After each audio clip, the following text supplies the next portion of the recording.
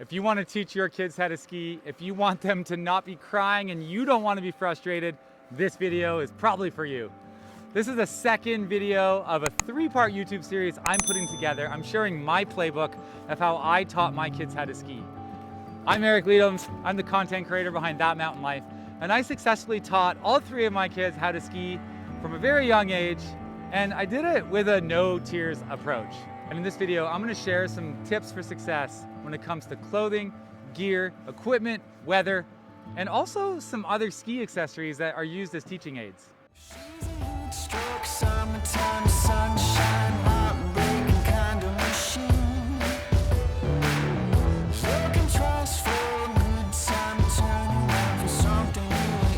Are you dancing? Your pizza, over here.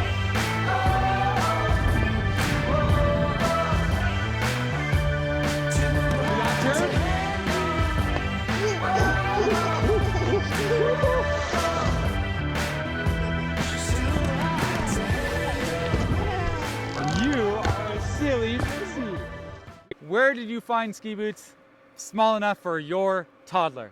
And the answer is, I didn't. The ski boots do not have to be snug. If you're teaching an 18-month-old, not recommended. If you're teaching a 2.5-year-old, and maybe even a 3-year-old, and if they got really small feet, the boots you buy, the smallest boots, are not going to fit. I believe the most common small Mondo size is size 15.5. And what does that mean? That means that our kids wore the same boots for a good 2.5 seasons. Because they started at 18 months, they wore those same boots when they were 1, 2, and maybe even the start of when they were 3 years old, depending on where their birthdays are and how big their feet were. Another common question I get is poles. Does a child need to learn how to ski with poles? No. In fact, they often get in the way. So ditch the poles. Don't worry about it. All you need is a pair of boots and skis. A really popular product out there are plastic skis. When we wanted to get our 1-year-old on skis, just feeling that sensation of sliding down on snow, we borrowed plastic skis. You would wear normal winter boots and strap in. What I found with this setup happening very quickly is the boots just don't provide the ankle support or the rigidity necessary to help your little child stand up while sliding down the snow. So although I get and understand why winter boots are more comfortable, they just don't provide the right structure and support needed to be able to stand and start bending your knees and skiing. Perhaps young kids just don't have that ankle strength, but I know if I taught any adult to ski in winter boots right off the get-go, they're not gonna have an easy time. So I say skip the plastic skis, go right to the real plastic ski boots and the skis with metal edges. We are sponsored by Head Skis. We are super grateful to have a sponsor, and I'll leave a link below to some of their boots and skis that are great products to buy for first-time skiers. Another common teaching aid that I see a lot of families use is a harness. I skipped the harness. My intuition told me that a skiing harness is more for an adult than it is for the child. Now, I know if you've had success using them, no judgment. It's all good. I myself just wanted to teach my kids to be as independent as possible, as early as possible. And going back to one of my main tips in my previous videos, terrain choice makes a huge difference. Terrain, terrain, terrain. If I'm always choosing mellow terrain with a flat runout, I'll never need to use a harness to support my child and stop them from getting out of control. The terrain is going to do that. So instead of using a harness, if you choose the right terrain and you ski backwards to catch them the odd time, you can instill more independence sooner by them not getting used to you slowing them down and holding them back. Now, with that being said, the one teaching aid that we would use is an edgy wedgie. Little clip going on the front of each ski, and that would allow their tips to stay together instead of them going apart.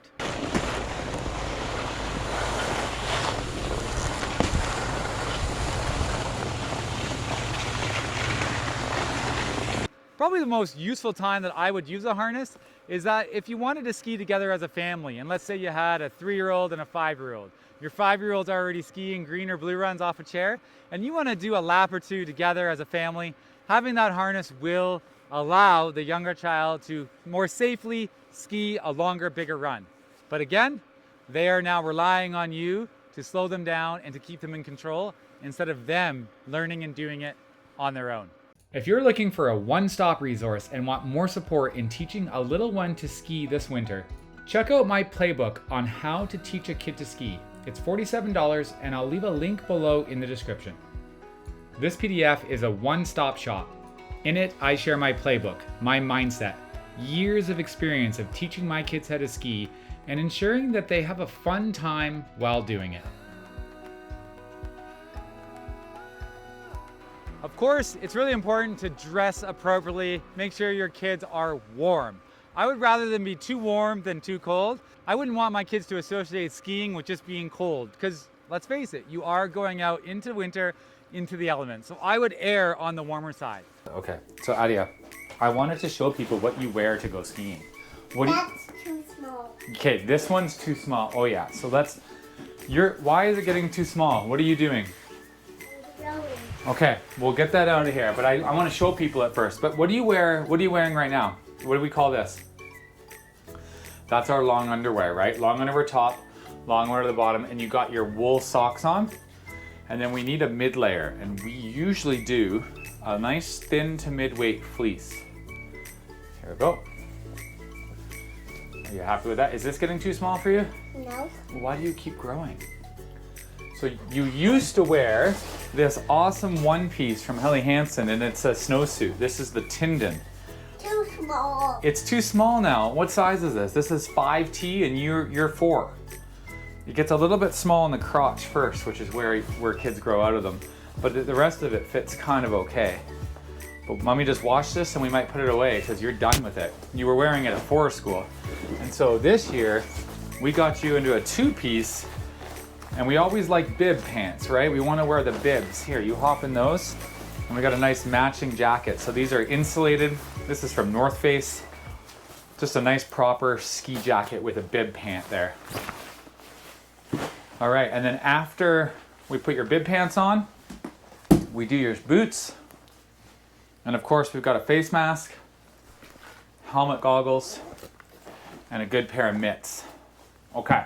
And boots. Yeah, let's come here. Hold on to Daddy's head here if you want. It's So these are pretty aggressive boots for a 4-year-old.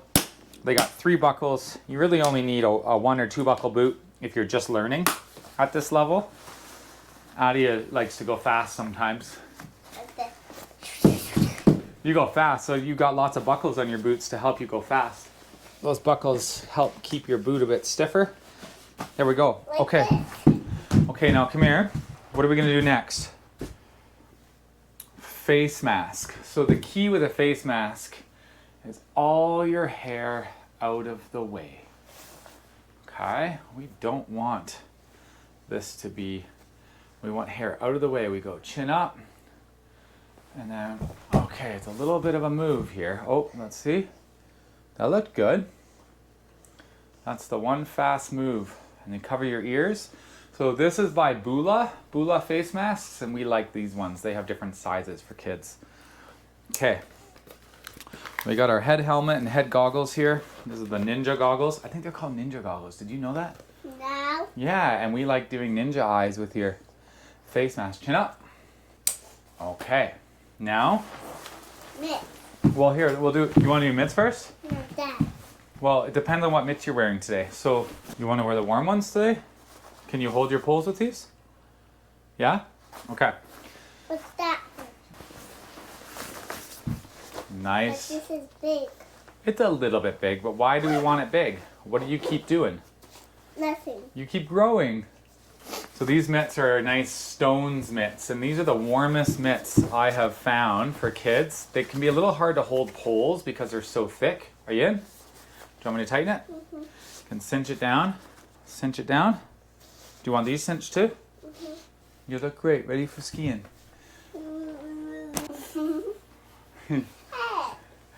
Don't put it in your mouth. Let's not get it wet. Okay. And look at this. We got your ski pass on the back of the helmet so that they can scan it. Boop. And you don't need to get anything out of their pockets. Boop. Boop.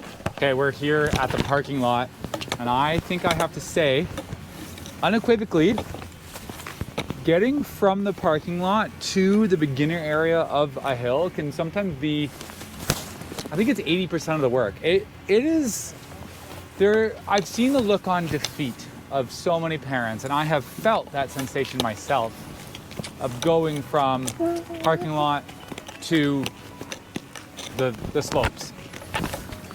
We're lucky now we get to park in priority parking. We're really close to the action.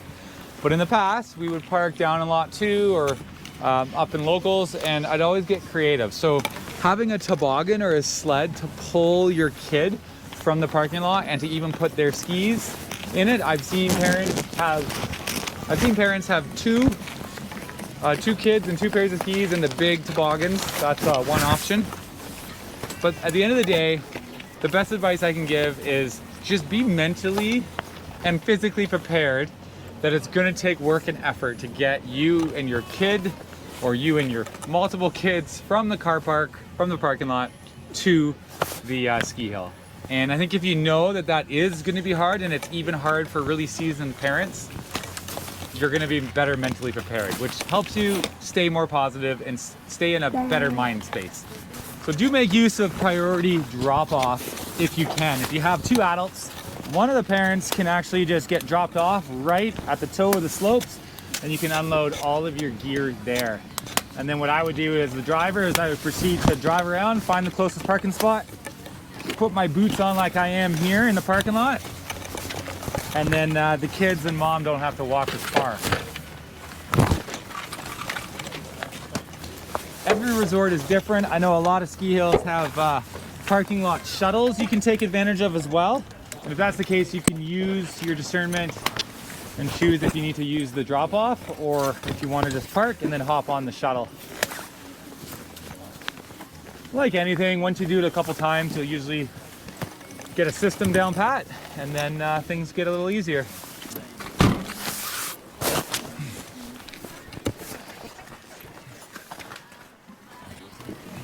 Carrying skis isn't always easy.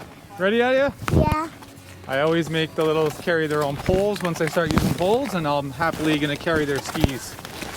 Luca's 7 this year, and this is the year I finally said, Luca, you're responsible for your own skis to and from the car every day we go skiing. But Adia just does her poles. Big step up. How do you get up this big thing? It's like a big stairway. Hey? Yeah. Jeez, it's hard. Okay, but now look, there's a little bit of a hill here. Always step 1 foot in between. And then okay, we'll do that. So we're gonna do 1 foot in between. No, lean back. And then we get to step back. And now it's gonna be a lot easier. There we go, you're off to the races. So the trick there is to have them step in between the skis, place shoulder width apart a little bit wider, and then that way their stance isn't going to be too wide when you pick up 1 foot and help insert it in the binding. I find a lot of people, myself included, I've had the kids try to stand on 1 foot while they put the other foot in, and the stance is too wide. So bring the stance in a little bit, it seems to help. As an outdoor adventure family, we sort of pride ourselves in not just being blue weather or fair weather outdoor enthusiasts. The weather doesn't have to be sunny and perfect for us to want to go camping or canoeing or go hiking. We can dress for the weather. When it comes to teaching a little one how to ski, this is probably the one time where I think choosing the right weather days makes a big difference, especially for your child's first couple times. Going when it's storming and blowing sideways is not going to be conducive to having a positive experience when skiing. For all 3 of our kids, when they were 1.5, they skied the most in the end of February, March, and April. The end of the winter, the days were getting longer. They were able to ski on the bunny slope here at Fernie Alpine Resort without even wearing a jacket some days. Again, it's all about setting our kids up for success, and choosing the right weather days will make a difference for something like skiing. One trick for sizing ski boots for kids is just to air up. You don't need them to be race tight. They're gonna grow really fast, and if it's a cold day, I do use disposable toe warmers on my kids' toes if they're gonna be out for more than 45 minutes or an hour at a time. If it's only a short 15, 20-minute ski, I do not bother. But still, it's nice to have that extra room so they can wiggle their toes. You don't want them to be swimming in it, but they don't need to be form fit. I would say being a full size or slightly more too big is absolutely okay. Then they get to grow into it. If your child is 1 or 2, you probably don't have a choice, and the boots will be too big. When it comes to skis, Anywhere from the chin to the nose is a good height.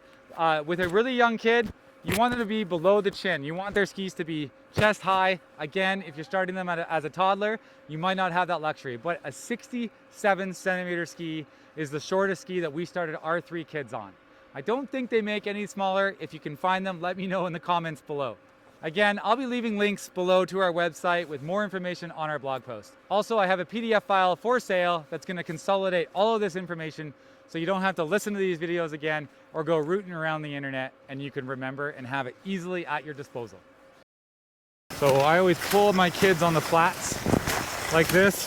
The trick is for them to keep they have to be skilled enough to be able to stay away from your skis and kind of stay to the side. So if they're just learning, this is a little bit of an advanced move. And I recommend just walking with them with the toboggan or something. Saving their energy and keeping their exertion to a minimum to get to the slope is gonna help them have more energy when they get there. For this video, again, there's links below to more resources, and I hope you got value out of this video. If you did, hit the subscribe button, and if you already are a follower, we're on the journey to 100,000 subscribers. Thank you so much for being here. Now get outside and go have an adventure of your own. More breakers, movers and shakers.